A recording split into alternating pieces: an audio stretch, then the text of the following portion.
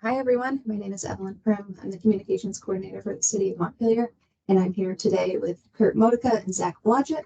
Kurt is the Director of the Department of Public Works, and Zach is the Deputy Director. And this is going to be the first of a series of 4 installments on the fiscal year 2024 Public Works budget.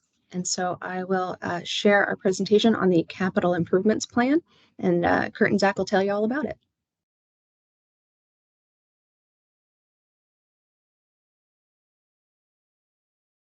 All right, the floor is yours. Okay, thanks, everyone.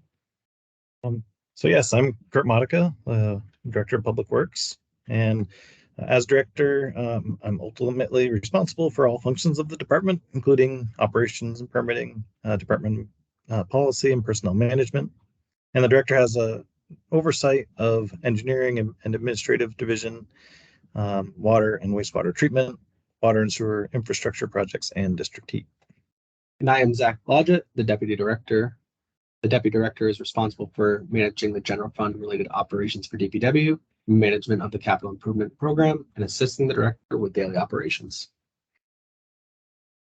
So as an introduction to our department, the major functions of Public Works includes street maintenance, transportation improvements, fleet management, water treatment and distribution, sewer treatment and collection, district heat operations, engineering, design and oversight, technical permitting review, project management, and financial planning. Next, we will go over a high-level overview of our FY23 accomplishments within our capital improvement plan. First, we'll go over our paving highlights.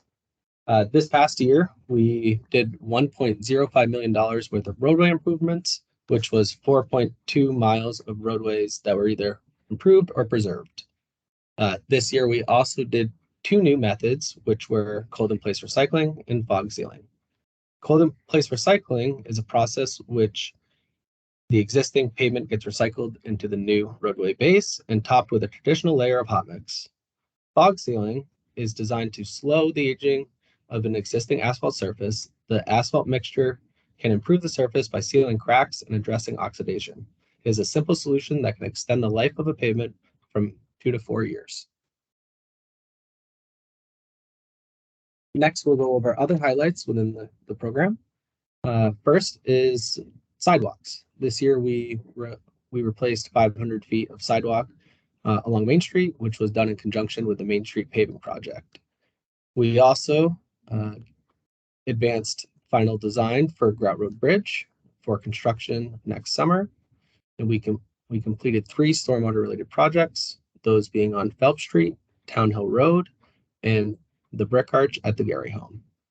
We also purchased 4 pieces of major equipment, one being the street sweeper, which is shown on the right-hand side, a sidewalk plow, and 2 trucks.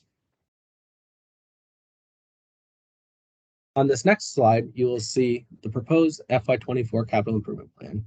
You'll see that our total budget is $2.1 million, with $1.1 million going towards debt service, $640,000 going towards annual capital, and $363,000 going towards equipment.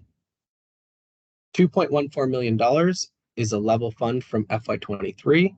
In the out years of the plan, we will try to increase CIP to get us back on track for steady state funding.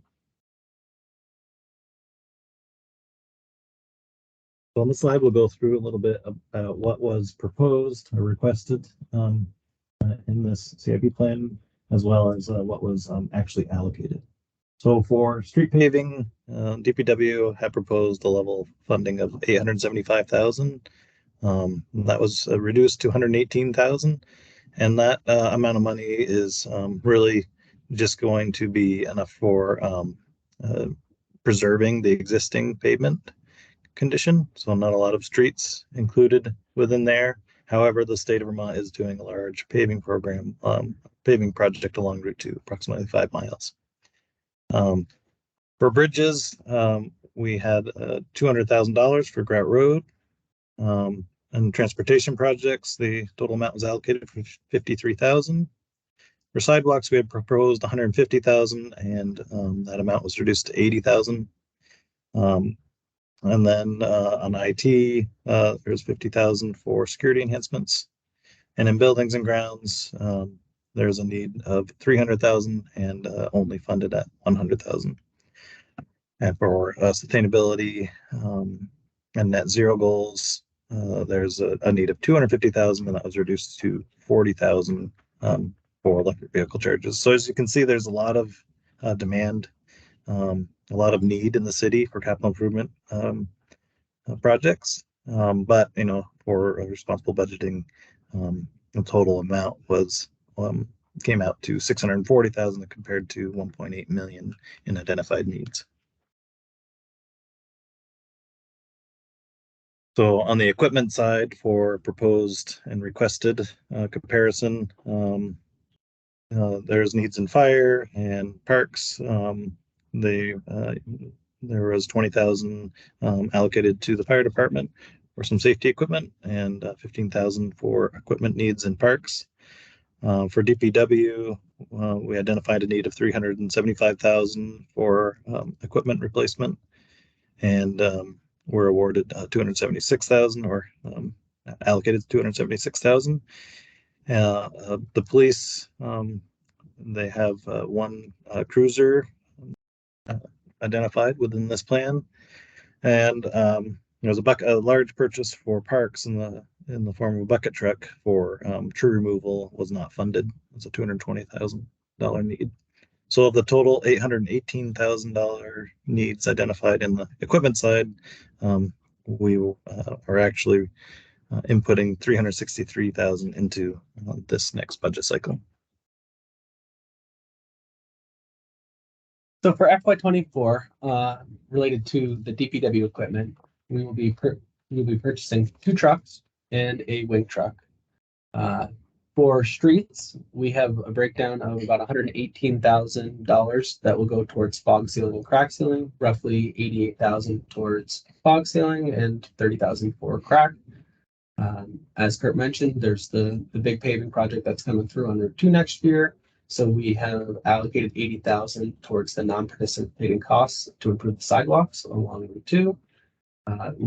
For Grout Road Bridge, we have a $200,000 funding gap. The total project cost for construction is at $707,000. This $200,000 represents the funding gap that was in place, and is really mostly due to inflated values and the market being so high.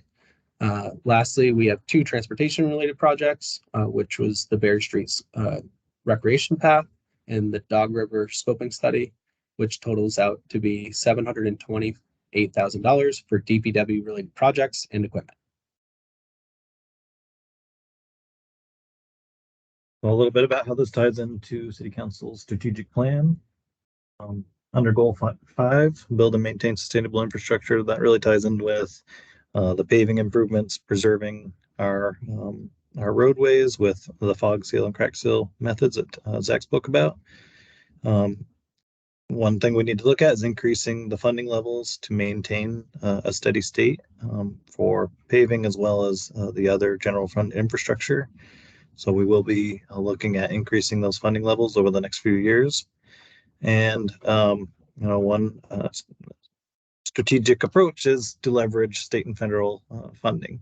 So we anticipate funding to be more readily available for electric vehicles in the future.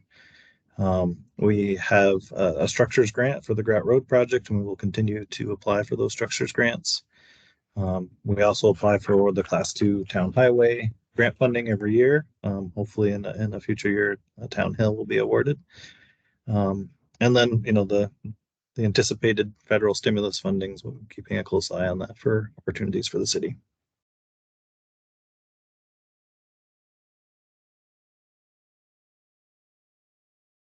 Great, thanks guys. Join us in the next video for the breakdown of the general fund.